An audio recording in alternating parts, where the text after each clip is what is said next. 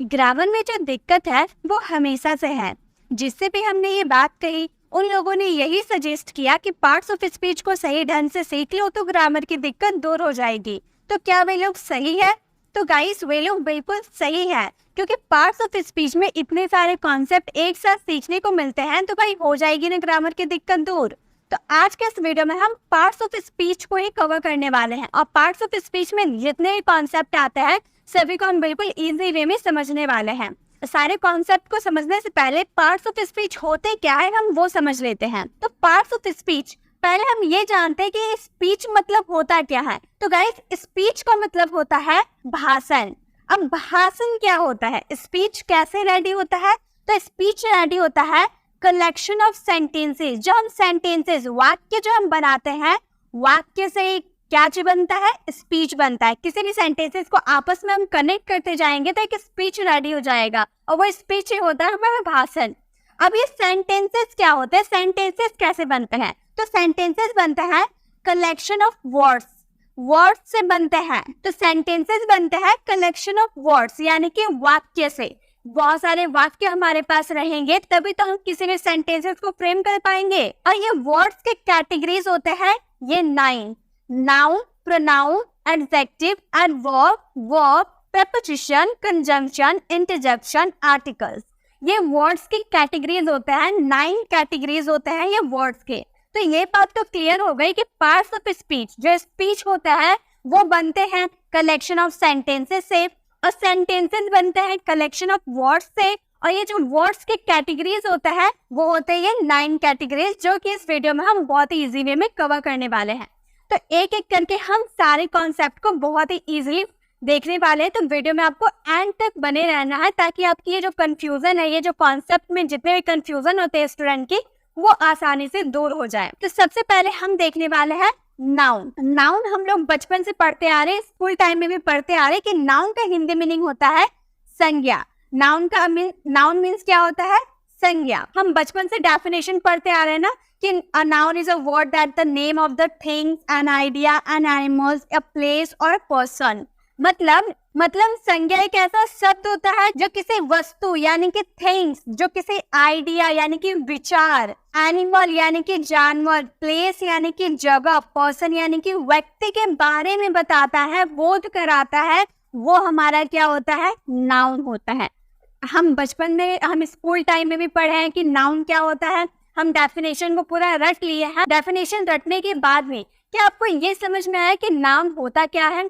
Guys अगर definition पढ़ने से अगर हमें कॉन्सेप्ट क्लियर हो जाते हैं तो हम बचपन में ही सीख लिए होते हैं कि नाउन क्या है, प्रोनाउन क्या है, सेंटेंसेस कैसे बनाए जाते हैं। तो सिर्फ डेफिनेशन पढ़ने से ही आप सारे कॉन्सेप्ट को नहीं समझ सकते। हम बचपन में डेफिनेशन पढ़े, धीरे धीरे बड़े हुए, हमारे सामने लॉन्ग सेंटेंसेस हमें देखने को मिले और हम सेंटेंसेस को देखकर घबरा जाते हैं कि इसमें नाउन क्या है, प्रोनाउन क्या है, एडजेक्टिव क्या है, एडवर्ब क्या है।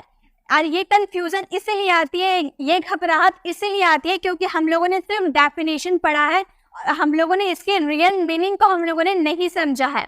तो आज के इस वीडियो में हम एकदम ट्रिक के साथ ये समझने वाले हैं कि नाउन को झट से कैसे पहचानना है, प्रोनाउन का यूज कब करना है, वर्ब क्या होते हैं, एडवर्ब क्या होते हैं, बिल्कुल इजी वे में हम समझेंगे। और मैं आपको गारंटी दे सकती हूँ कि ये वीडियो देखने के बाद आपको एक बार में ये सारे कॉन्सेप्ट क्लियर हो जाएंगे। तो नाउन को पहचानने का सबसे बेस्ट तरीका है सी, फील, टच। हाथ में काउंट कर लीजिए, ये 3 होते हैं, सी, फील, टच। इससे आप पहचान सकते हैं कि नाउन क्या है। सी यानी कि जिसे हम देख सकते हैं, जो हमें दिखाई देता है। फील यानी कि जो हम फील कर सकते हैं, महसूस करते हैं। और टच यानी कि जिसे हम छू सकते हैं, टच कर सकते हैं, वो सभी क्या है? नाउन है। वर्ल्ड में जितने भी थिंग्स हैं जिसे हम देख सकते हैं, महसूस कर सकते हैं, टच कर सकते हैं, वो सभी नाउन है। सी यानी कि जो हमें दिखाई देती है, फॉर एग्जाम्पल चेयर हम देख सकते हैं ना, ये हमारा नाउन है।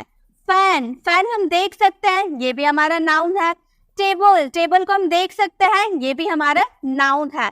बुक को हम देख सकते हैं, ये भी हमारा नाउन है। यानी कि जो हमें दिखाई दे रहा है वो सभी नाउन है। वर्ल्ड में जितने भी कुछ हम देख सकते हैं वो सभी नाउन है, जिसे हम देख सकते हैं। फील की बात करें, जिसे हम महसूस करते हैं, जैसे कि एयर। हवा, हवा को आप महसूस करते हैं, गार्डन में जाते हैं, गार्डन में जब हवा चलती है हमारी बॉडी को टच करती है तो हमें फील होता है ना कि आज ठंडी हवा चल रही है या फिर गर्म हवा चल रही है, हमें महसूस होता है, हम फील करते हैं। तो जिससे हम फील कर सकते हैं वो भी क्या है, नाउन है।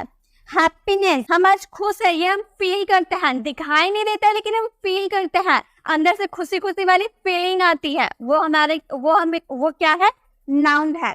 इलनेस, आज पैरों में दर्द है, बदन में दर्द है, ये क्या है, हमें फील होती है ना, दिखाई नहीं देता। सिर में दर्द है, क्या दिखाई देता है, कोई दूसरा व्यक्ति देखकर समझ जाएगा कि इसके सिर में दर्द है, बाहर में सिर पे तो लिखा नहीं रहता है कि सिर में दर्द है, नहीं, हम देख के नहीं पहचान सकते, जिसे फील होता है वही ये पहचान सकता है। तो फील करना ही हमारा क्या हो गया, नाउन हो गया। और टच की बात करें कि जिसे भी आप देख सकते हैं वो वस्तु को आप छू भी तो सकते हैं, चेयर को आप देख सकते हैं तो चेयर को आप टच भी तो कर सकते हैं, फैन को आप देख सकते हैं तो फैन को टच भी तो कर सकते हैं, बुक को आप टच भी तो कर सकते हैं। तो जिसे हम देखेंगे उसे हम टच तो कर पा रहे हैं, यानी कि वो सभी क्या है, नाउन है। तो इससे बात आपको क्लियर हो गई कि नाउन क्या है, जिसे हम देख सकते हैं, जिसे हम महसूस कर सकते हैं, जिसे हम टच कर सकते हैं, वो सभी क्या है, वो सभी नाउन है। तो आपको अब कोई दिक्कत नहीं होगी, कोई भी सेंटेंस में जब भी आप सेंटेंसेस को फ्रेम कीजिएगा तो उसमें आपको देख के समझ में आएगा कि ये क्या है, नाउन है। तो गाइस, आपको वीडियो के एंड में एक क्वेश्चन भी मिलेगा जिसमें आपको पहचानना है कि नाउन क्या है, प्रोनाउन क्या है, एडजेक्टिव क्या है, वर्ब क्या है, वो वीडियो के एंड में आपको मिलेगा। क्योंकि सारे कॉन्सेप्ट आप पहले समझ जाओगे, देन आपको सेंटेंसेस में बता सकते हो कि क्या नाउन है और क्या प्रोनाउन है। तो आपको वीडियो के एंड में होमवर्क मिलेगा और आपको सभी स्लाइड का स्क्रीनशॉट लेने की भी जरूरत नहीं है, क्योंकि इन सभी की पीडीएफ आपको मेरे टेलीग्राम चैनल पर मिल जाएगी। अगर आपने अभी तक हमारे टेलीग्राम चैनल को ज्वाइन नहीं किया तो डिस्क्रिप्शन में दिए गए लिंक पे क्लिक करके आप हमारे टेलीग्राम चैनल को ज्वाइन कर सकते हैं। चलिए, नाउन को तो हम लोगों ने अच्छे से क्लियर कर लिया। अब हम बात करेंगे वर्ब की। वर्ब क्या होता है, वर्ब को हम कैसे पहचानेंगे। वर्ब का मतलब होता है क्रिया, एक्शन। किसी भी सेंटेंस में कोई काम होता है, कोई क्रिया होती है, वो क्या होता है, verb. A verb is a word or group of words. A verb is a word or group of words that is used to indicate that something happens or exists. क्रिया एक ऐसा शब्द का समूह है। A word is a word of group of words. क्रिया एक शब्द या शब्दों का समूह है जिनका उपयोग that is used, जिनका उपयोग इंगित करने के लिए किया जाता है कि कुछ होता है या मौजूद है। मतलब किसी भी सेंटेंस में वर्ब का यूज कहाँ किया जाता है, ये पहचानने के लिए कि उस सेंटेंसेस में कोई काम हो रहा है या नहीं, ये पहचानने के लिए हम वर्ब का यूज करते हैं।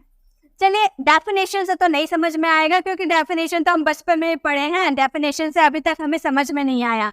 अब एग्जाम्पल ट्रिक हम देखते हैं कि इसे कैसे पहचाने कि ये वर्ब है। तो जब भी किसी क्रिया के लास्ट में आपको ना देखने को मिल जाए, जो भी वर्ब आपको देखने को मिल रहा है उसके लास्ट में अगर आपको ना देखने को मिले तो वो होता है वर्ब। अगर हम लिखे खेलना, यहाँ पे आपको लास्ट में क्या नजर आ रहा है, ना नजर आया ना, तो ये हमारा क्या है, वर्ब है। ये हमारा वर्ब है। खेलना, पढ़ना, लिखना, बैठना, दौड़ना, खाना, पीना, सोना, सबके लास्ट में ना आ रहा है। आप बोलोगे या देखोगे तो आपको समझ में आएगा ना कि उसके लास्ट में ना आ रहा है। जैसे पढ़ना ना आ गया, लिखना ना आ गया, सोना ना आ गया। तो जिस भी क्रिया के लास्ट में आपको ना देखने को मिले तो वो क्या है, वर्ब है, वो हमारा वर्ब है। जैसे कि चलिए कुछ वर्ब का एग्जाम्पल लेके देखते हैं। खेलना, खेलना को हम क्या बोलते हैं, प्ले। ये हमारा क्या है, वर्ब है। इसके दो फॉर्म्स होते हैं, प्ले फर्स्ट फॉर्म होता है, सेकेंड फॉर्म प्लेड होता है और थर्ड फॉर्म प्लेड होता है। तो यही तो हमारा वर्ब होता है जिनका यूज हम किसी भी सेंटेंस में करते हैं।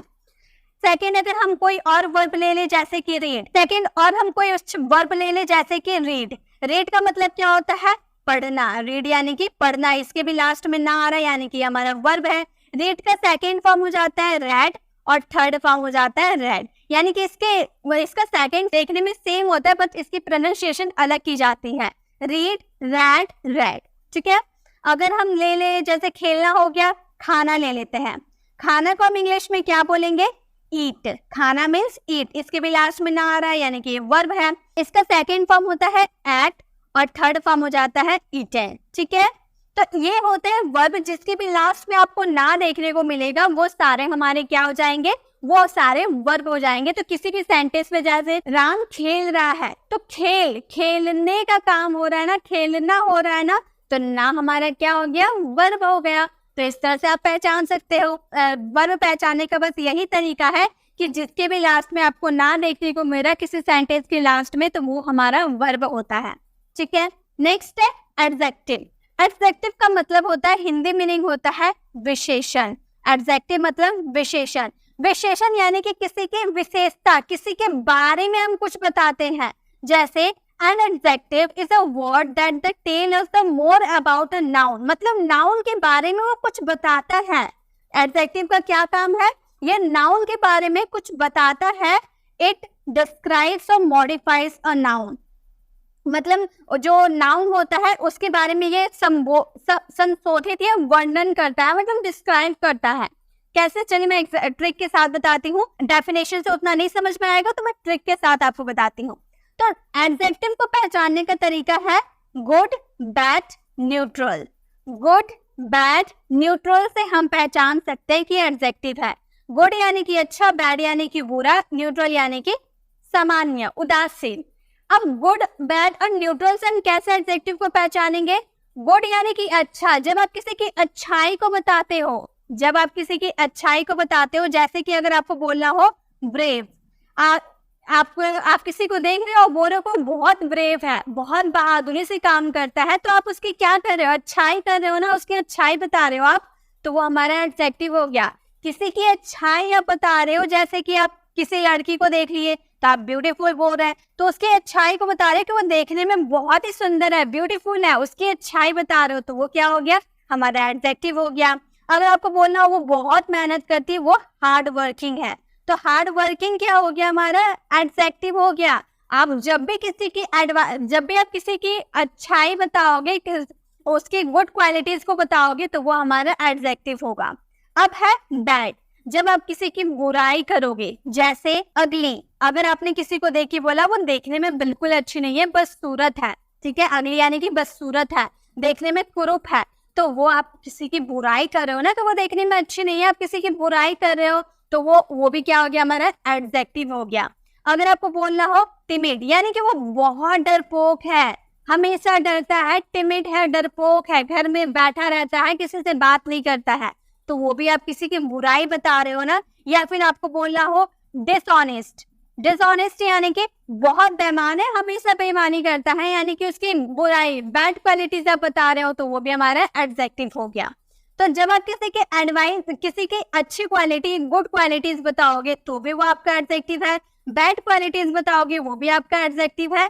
और न्यूट्रल क्या होता है, न्यूट्रल यानी कि सामान्य, उदासीन। जैसे कि अगर आप जैसे कि लॉन्ग यानी कि लंबा। मान लो आपके सामने से कोई गुजर के जा रहा है, वो काफी लंबा है, मतलब नॉर्मल जितनी लंबाई होनी चाहिए उससे ज्यादा वो लंबा है, तो उसे देखकर आप ये तो बोलोगे ना कितना लंबा है वो।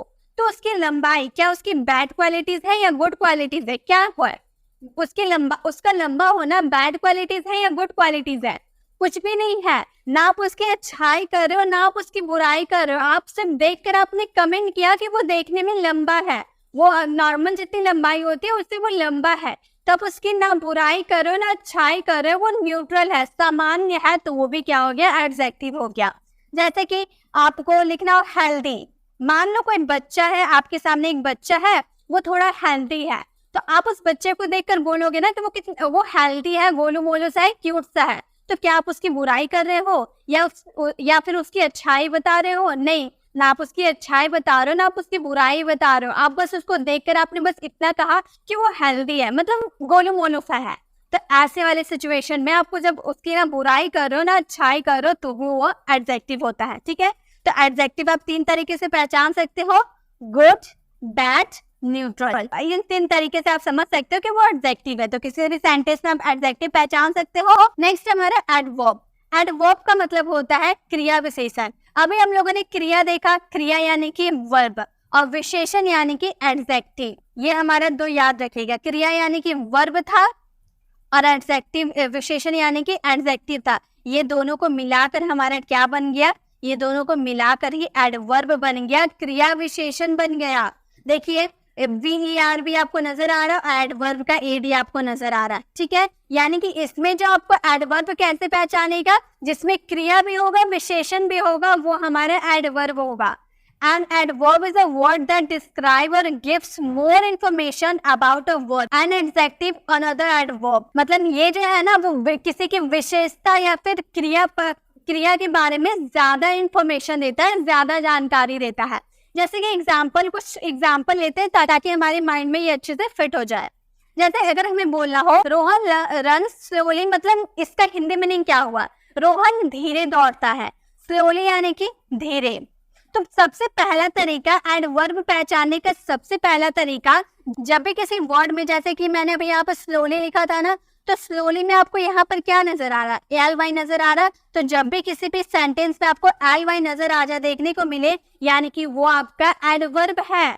जिस भी सेंटेंस के लास्ट में आपको LY देखने को मिले वो आपका एडवर्ब है। जैसे कि स्लोली हो गया, स्विफ्टली हो गया, स्विफ्टली के भी लास्ट में LY आता है तो वो भी क्या हो गया, एडवर्ब हो गया। तो ये तो नॉर्मल हो गया कि जिसके लास्ट में LY आएगा वो क्या हो जाएगा, हमारा एडवर्ब होगा। लेकिन बहुत सारे एडवर्ब ऐसे होते हैं जिनके लास्ट में LY नहीं आता है, तो उसको कैसे पहचाने। तो गाइस उसको पहचानने का भी तरीका है। हमने बोला रोहन रन्स स्लोली, रोहन धीरे दौड़ता है, तो रोहन का जो क्रिया हो रहा है, क्या हो रहा है, धीरे दौड़ने का हो रहा है। यहाँ पर क्रिया क्या हो रहा है, धीरे दौड़ने का काम हो रहा है। जब भी आप क्रिया और उसकी विशेषता, आप उसकी विशेषता भी बता रहे हो कि वो धीरे दौड़ रहा है, आप उसकी क्रिया के भी बारे में बात कर रहे हो और उसकी विशेषण भी बता रहे हो, तो वो हमारा एडवर्ब होता है। तो रोहन रन स्लोली, रोहन धीरे दौड़ रहा है। अगर हम बोले रोहन रन फास्ट, यानी कि रोहन तेज दौड़ रहा है, रोहन का दौड़ने का काम तेज हो रहा है। रोहन रन्स जेंटली, रोहन जो है आराम से दौड़ रहा है, हवाओं का मजा लेते हुए आराम से दौड़ रहा है। या फिर रोहन रन्स रैपिडली, यानी कि पूरा तेजी से दौड़ रहा है, रैपिडली यानी कि पूरा तेजी से वो दौड़ रहा है। तो किसी भी सेंटेंस में अगर क्रिया और विशेषण आपको दोनों एक साथ देखने को मिल रहा है, यानी कि वो आपका एडवर्ब। अब नेक्स्ट हमारा है प्रोनाउन। प्रोनाउन यानी कि प्रोनाउन का मतलब हो गया सर्वनाम। अभी इससे पहले वाले क्लास में मैंने आपको प्रोनाउन के बारे में अच्छे से क्लियर मैंने किया था कि प्रोनाउन होते क्या है, प्रोनाउन का यूज हम किसी भी सेंटेंस में क्यों करते हैं। इसका मतलब होता है a pronoun is a word that is used in a place of a noun, मतलब नाउन के जगह पे आपको प्रोनाउन का यूज करना होता है। फॉर एग्जाम्पल जैसे कि हम बोलना हो रोहन इज अ डॉक्टर, ठीक है। हम यहाँ दो सेंटेंस लेते हैं, रोहन इज अ डॉक्टर, ये हमारा सिंपल सा सेंटेंस है। रोहन क्या है, रोहन डॉक्टर है। अगर हम फिर से सेंटेंस बनाए, Rohan is my friend, Rohan मेरा क्या है, फ्रेंड है, रोहन इज माई फ्रेंड। यहाँ भी हम लोगों ने रोहन बोला, यहाँ भी हम लोगों ने रोहन बोला। तो एक ही सेंटेंस में अगर आप एक स्पीच रेडी कर रहे हो तो बार बार आप नाउन का जिक्र नहीं कर सकते। ये रोहन क्या है, ये रोहन हमारा नाउन है। तो एक जो सेंटेंस आप कंप्लीट कर रहे हो, ये सेंटेंस में आपको बार बार नाउन का जिक्र नहीं करना होता है। तो नाउन का जिक्र नहीं करने के लिए हम वहाँ पर प्रोनाउन का यूज करते हैं। जैसे कि अगर आपका रोहन, किसी लड़के का नाम रोहन है, तो वो रोहन एक क्या है, बॉय है, किसी मेल है, तो उसकी जगह पे हम ही का यूज करेंगे। अगर हमारा कोई गर्ल रहती तो गर्ल की जगह पे हम सी का यूज करते। तो कोई भी प्रोनाउन का यूज हम तभी करते हैं जब हम नाउन को रिप्लेस करके वह प्रोनाउन का यूज करते हैं। तो यहाँ पे हम ही बोलेंगे, ठीक है, यहाँ पे हम ही बोलेंगे। तो हो जाएगा Rohan is a doctor, Rohan एक डॉक्टर है, ही इज माई फ्रेंड, वह मेरा दोस्त है। तो बार बार आप एक सेंटेंस में नाउन का जिक्र नहीं कर सकते, क्योंकि सेंटेंस बहुत ही अटपटा सा हो जाएगा। इसीलिए उस सेंटेंस को मीनिंगफुल बनाने के लिए हम उसमें प्रोनाउन का यूज करते हैं। और प्रोनाउन का यूज हमेशा नाउन के लिए होता है, नाउन को रिप्लेस करके वह प्रोनाउन का यूज किया जाता है। आपका क्या क्या प्रोनाउन हो सकते हैं, यू हो सकते हैं, वी हो सकते हैं, दे हो सकते हैं, या फिर ही हो सकते हैं, सी हो सकते हैं, इट हो सकते हैं। ये सब हमारे प्रोनाउन हो सकते हैं, ठीक है। ये सब क्या है, ये सब हमारे प्रोनाउन है। तो आपको किसी भी सेंटेंस में बार बार नाउन का जिक्र नहीं करना है, उनकी जगह इन प्रोनाउन का यूज करना है, ठीक है। नेक्स्ट है हमारे प्रेपोजिशन। प्रेपोजिशन का मतलब होता है संबंध सूचक, बहुत ही लंबा नाम है हिंदी नाम, इसलिए हम हिंदी नाम में नहीं जाते, बस इतना याद रखिएगा।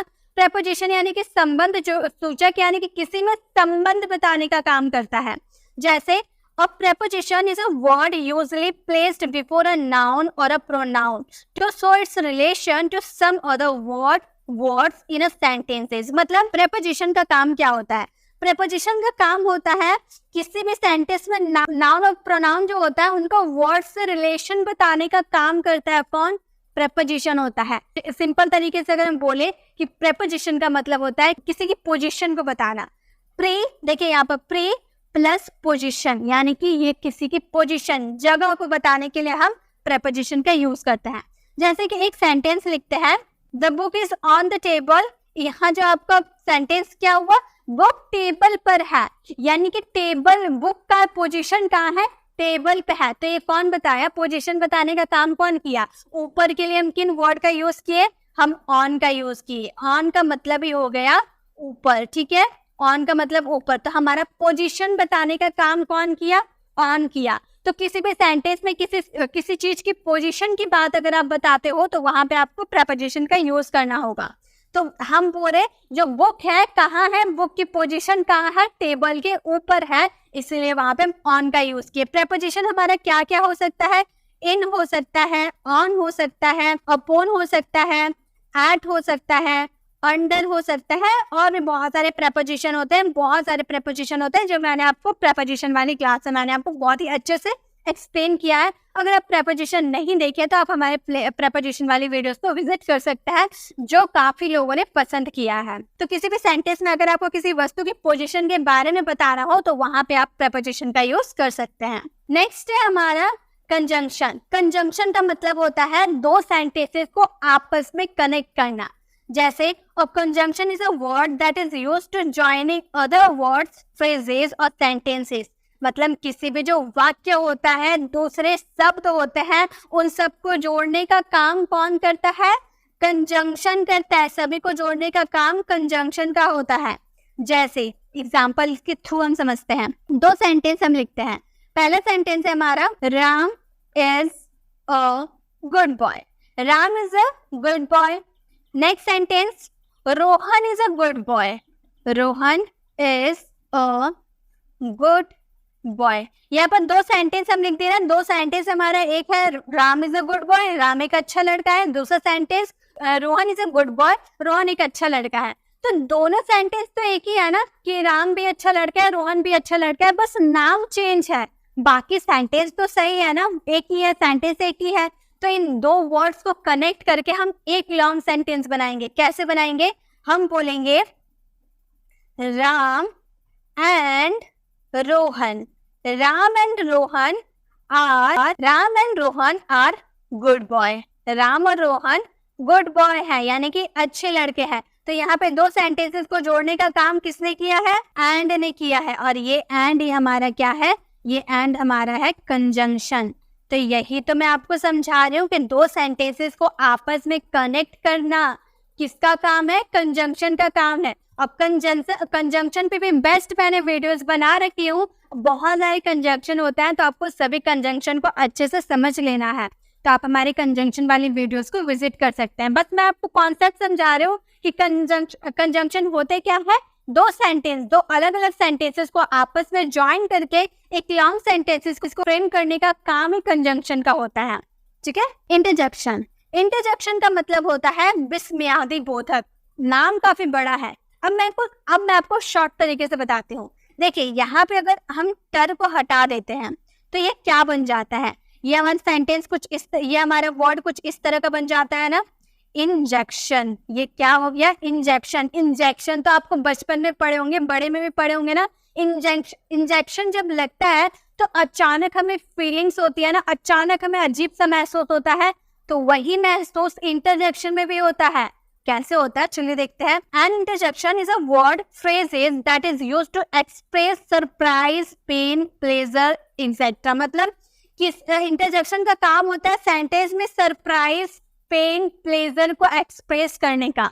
यानी कि मैंने जो बताया कि आपको इंजेक्शन जब लगता है तो अचानक से आपको फीलिंग्स होती है ना, तो इंटरजेक्शन में भी अचानक से फीलिंग होगी। जैसे ये अचानक से कोई फीलिंग्स आती है, एक्साइटमेंट वाली भी जो फीलिंग्स आती है वो होता है इंटरजेक्शन। जैसे मान लो आप घर में थे, अचानक घर का दरवाजा आपने खोला और आगे सामने देखा कि बहुत ही अच्छा कार खड़ा है, तो आपके मुंह से झट से निकलेगा वाओ व्हाट अ कार। आप क्या बोलेगा? Wow what a car. तो ये जो वाओ अचानक से आपके मन में ये आया ना, अचानक आपने दरवाजा खोला, आपके सामने कार है और आप देख के ही बोल रहे वाओ व्हाट अ कार। आप सरप्राइज हो गए, देखकर सरप्राइज हो गए। तो उस वाले जो आपके अचानक जो फीलिंग्स निकले ना, वाओ, ये हमारा क्या है? ये हमारा इंटरजेक्शन है। कोई गलती हो जाती है तो हम बोलते हैं ना ओ नो मिस्टेक हो गई, ओ नो, इस तरह से बोलता है ना। या फिर ओ गॉड क्या मैंने लिख दिया, ओ गॉड, इस तरह से भी हम बोलते हैं। या फिर OMG बहुत यूज करते हैं ना, OMG, ओ माई गॉड, जिसे हम बोलते हैं। या फिर हम किसी मैच वगैरह जीत जाते हैं तो हम बोलते हैं ना हुर्रे, हिप हिप हुर्रे, हम बोलते हैं ना। तो हुर्रे भी हमारे अचानक फीलिंग्स आती है, वो भी हमारा इंटरजेक्शन हो गया। या फिर चीयर्स, बहुत सारे मैच जीत गए, हम चीयर्स का भी यूज कर सकते हैं। या ब्रेवो, किसी को शाबाशी देते हुए बोलते हैं ना ब्रेवो। ये सब क्या है? ये सब इंटरजेक्शन है। तो आपको ये याद रखनी है कि अचानक जो आपको फीलिंग्स जो आती है, आपके मन में जो फीलिंग्स आती है एक्साइटमेंट वाली, या फिर कोई सा भी फीलिंग्स आती है अचानक लेकिन आती है, सरप्राइज हो, पेन हो, प्लेजर हो, वो सभी क्या है? इंटरजेक्शन है। ठीक है, इंटरजेक्शन भी हो गए क्लियर। अब हमारे लास्ट जो यूजेस है वो है आर्टिकल्स। आर्टिकल्स बहुत ही ज्यादा यूज होते हैं स्पोकन इंग्लिश में। Articles are words that define a noun as a specific और अनस्पेसिफिक। आर्टिकल्स जो है तो शब्द होता है ना जो संज्ञा के स्पेसिफिक यानी कि विशिष्ट, जिसे हम हिंदी में बोलते हैं, या अनस्पेसिफिक यानी कि अविशिष्ट रूप को डिफाइन करते हैं। तो चलिए हम इसके डेफिनेशन पे नहीं जाते। आर्टिकल्स होते क्या है? हम बचपन से पढ़ते आ रहे हैं। आर्टिकल्स होते हैं a an the. A an the ये हमारे क्या है? आर्टिकल्स है। ए का यूज हम करते हैं कॉन्सोनेंट। जितने भी हमारे अल्फाबेट में कॉन्सोनेंट होते हैं सबके साथ हम क्या यूज करते हैं? सबके साथ हम यूज करते हैं ए का। सबके साथ यूज होता है ए। और एन का यूज हम किसके साथ करते हैं? जितने भी हमारे इंग्लिश अल्फाबेट में वॉवल्स होते हैं उनके साथ हम एन का यूज करते हैं। लेकिन द का यूज कब करते हैं वो मैं आपको बाद में बताती हूँ। पहले हम ए और एन पे फोकस करते हैं। जैसे कि मान लो मैंने यहाँ पर एक वर्ड लिखा अम्ब्रेला, बहुत कॉमन है ना अम्ब्रेला। अब इसमें आप पहचान कर बता सकते हो कि इसमें क्या लगेगा? ए लगेगा या एन लगेगा? तो आप बोलोगे वॉवल्स कितने होते हैं? 5 होते हैं। ए, ई, आई, ओ, यू। बचपन से पढ़ते आ रहे ये 5 वॉवल्स होते हैं। तो यहाँ पे यू आपको देखने को मिल रहा है ना, यू है ना, यानी कि इसमें क्या लगेगा? एन लगेगा।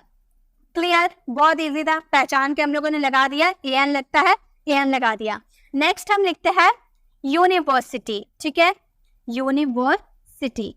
अब इसमें आप बताइए क्या लगेगा? यहाँ भी यू है, यहाँ यू है, तो यहाँ भी एन लगेगा, है ना, क्योंकि वॉवल्स के साथ एन लगता है ना, एन लगेगा। गाइस नहीं, इसमें एन नहीं लगेगा। क्यों नहीं लगेगा? यहाँ तो हम लोगों ने पढ़ा है ए के साथ कॉन्सोनेंट के साथ ए लगेगा और वॉवल्स के साथ ए लगेगा। लेकिन ये तो हमारा कॉन्सोनेंट है, इसे हम क्या बोलेंगे? इसे हम हिंदी में बोल रहा है यूनिवर्सिटी। ये है यूनिवर्सिटी। तो ये जो य आपको नजर आ रहा है ये तो य कॉन्सोनेंट है। य कॉन्सोनेंट है ना, क से य तक होता है वो सारे हमारे कॉन्सोनेंट होते हैं। तो कॉन्सोनेंट के साथ तो ए लगाना है, इसलिए इसके साथ हम ए लगाएंगे, एन नहीं लगाएंगे। ठीक है, ये आपको समझना है। अ से आ तक यानी कि जो हिंदी की मात्राएं होती है ना, अ से आ तक, उसके साथ आपको वॉवल्स लगाने, एन लगाने हैं। और जो क से य तक जो कॉन्सोनेंट होते हैं उनके साथ ए लगाने हैं। जैसे कि अगर मैंने लिखा यहाँ पर आवर, यहाँ पे देखिए एच है ना, एच के साथ एच हमारा कॉन्सोनेंट होता है तो हम ए का यूज करेंगे नहीं। आवर को अगर हिंदी में हम लिखे तो हम इस तरह से लिखेंगे आवर। आवर जो ये आ नजर आ रहा है ये तो वॉवल्स हो गया ना, हिंदी मात्राएं हो गया, वॉवल्स हो गया। तो इसके साथ हमें क्या लगाना है? इसके साथ हमें एन लगाना है। तो ये आपको ध्यान में रखना है, जो आप बोल रहे हो ना तो आपको पहचानना है कि वो वॉवल्स है या नहीं। प्रोनाउंसिएशन से आपको पहचानना है, उसके आगे वाले लेटर्स से नहीं पहचानना है कि वॉवल्स है या नहीं। आगे वाले लेटर से अगर हम पहचानने गए तो बहुत ज्यादा कंफ्यूजन हो जाएगा, इसलिए आपको लेटर से नहीं, आपको प्रोनाउंसिएशन से पहचानना है। ए और एन कहाँ लगेगा ये क्लियर हो गया। अब बात करते हैं कि द का यूज हम कब करते हैं। द का यूज हम यहाँ पर रूल्स ऑफ द देखते हैं, ठीक है। द का रूल देखता है कि द का यूज कहाँ होता है। तो द का यूज होता है पर्टिकुलर और स्पेसिफिक थिंग्स के लिए। किसी पर्टिकुलर या स्पेसिफिक थिंग्स के लिए हम द का यूज करते हैं। जैसे एग्जांपल हम लिखते हैं काउ गिव्स मिल्क। इसका हिंदी मीनिंग हो गया काउ गिव्स मिल्क, यानी कि गाय दूध देती है, ठीक है। इसका हिंदी मीनिंग हो गया काउ गिव्स मिल्क, गाय दूध देती है। नेक्स्ट हो गया द काउ इज रेड, गाय लाल है। अब यहाँ पे देखिए, यहाँ हम लोगों ने काव के साथ द का यूज नहीं किया, यहाँ काव के साथ द का यूज किया। ऐसा क्यों? दोनों तो काव है, दोनों तो गाय है, लेकिन इसके साथ यूज क्यों नहीं हुआ? ये आप ध्यान से सुनिए। मैंने यहाँ पर बोला था काव गिव्स मिल्क, गाय दूध देती है, यानी कि जितनी भी वर्ल्ड में जितनी भी गाय है सभी दूध देती है। आप किसी भी स्पेसिफिक थिंग्स की बात नहीं कर रहे, आप जितने भी गाय होते हैं सबकी बात करें कि गाय दूध देती है, इसलिए इसमें द का यूज नहीं किए। और यहाँ पूरे द काउ इज रेड, गाय लाल है। तो क्या जितने भी गाय हैं वर्ल्ड में सभी लाल है, सभी रेड है? नहीं, आप किसी पर्टिकुलर गाय की बात कर रहे हैं, किसी पर्टिकुलर थिंग्स के बारे में बात करेंगे तो उसमें द यूज करेंगे। तो यहाँ पे आप किसी एक पर्टिकुलर गाय की बात करें कि वो लाल है, गाय लाल है, इसलिए इसमें द का यूज किए। और यहाँ पे काउ गिव्स मिल्क बोले थे, ये किसी पर्टिकुलर गाय के बारे में नहीं बोले थे, ये सभी गाय के बारे में बोले थे, गाय दूध देती है। नेक्स्ट और एग्जांपल लेते हैं। जैसे अगर हमें बोलना हो the man is running, the man is running यानी कि आदमी दौड़ रहा है। और नेक्स्ट सेंटेंस बोलेंगे man is mortar, man is mortar यानी कि मनुष्य नश्वर है, यानी कि मरणशील है, यानी कि मनुष्य एक न एक दिन सभी को मरना है। तो यहाँ पे मैन के साथ हम लोगों ने द लगाया, यहाँ मैन के साथ हम लोगों ने द नहीं लगाया। क्यों? वही कॉन्सेप्ट है। यहाँ पे क्या बोले द मैन इज रनिंग, आप बोले कि आदमी दौड़ रहा है, तो क्या वर्ल्ड में जितने भी आदमी है सभी दौड़ रहे हैं? नहीं ना, आप किसी पर्टिकुलर आदमी के बारे में बात करें, किसी पर्टिकुलर पर्सन के बारे में बात कर रहे हैं, इसलिए द का यूज किए। और मैन इज मॉर्टल, आप ये किसी पर्टिकुलर पर्सन की बात नहीं कर रहे, वर्ल्ड में जितने भी इंसान है सभी को एक न एक दिन मरना है, सभी मॉर्टल है, सभी मरणशील है, इसीलिए इसमें द का यूज नहीं किए। तो आपको यही याद रखना है, जब आप किसी पर्टिकुलर थिंग्स के बारे में बात करें तो उसमें आपको द का यूज करना है, और पर्टिकुलर थिंग्स के बारे में बात ना करें तो वहां पे द का यूज नहीं करना है। आई होप आपको ये कॉन्सेप्ट अच्छे से क्लियर हो गए हैं। तो इसी के साथ हम लोगों ने जितने भी 9 कॉन्सेप्ट पार्ट ऑफ स्पीच के सभी को बहुत ही इजी वे में कंप्लीट कर लिया। अब आते हैं होमवर्क में कि आपका होमवर्क क्या है। तो आपका होमवर्क है Rohan is a very good boy. अब आपको इसमें क्या करना है, आपको इसमें पहचानना है कि इसमें नाउन क्या है, एडवर्ब क्या है, एडजेक्टिव क्या है, वर्ब क्या है, प्रीपोजिशन क्या है। आपको ये सारे पहचान कर आपको कमेंट बॉक्स में इसका आंसर देना है। जैसे यहाँ पर रोहन लिखा हुआ है, ये नाउन है, एडजेक्टिव है, वर्ब है, क्या है, इसके बगल में इसका आंसर लिखना है। तो इस तरह से आपको इसको फ्रेम करके इसका आंसर आपको कमेंट बॉक्स में देना है। आई होप आपको वीडियो अच्छी लगी हो तो इसे लाइक ज्यादा लोगों को शेयर करें ताकि सभी ऐसे वीडियोस को विजिट कर पाए। अगर आपको प्रेपोजिशन वाली वीडियोस को देखना है तो आप लेफ्ट साइड क्लिक करके हमारे प्रेपोजिशन वाली वीडियोस को विजिट कर सकते हैं, और राइट साइड क्लिक करके आप हमारे प्लेलिस्ट में जाकर जो वीडियो पे आपको दिक्कत है वो वीडियोस को आप विजिट कर सकते हैं। अगर आप हमारे चैनल पर नए हैं, अभी तक हमारे चैनल को सब्सक्राइब नहीं किया तो सब्सक्राइब पर बेल आइकन जरूर क्लिक कीजिएगा ताकि आने वाली वीडियोस की नोटिफिकेशन आपको समय पे मिलती रहे। मिलते हैं नेक्स्ट वीडियो में, तब तक के लिए कीप लर्निंग।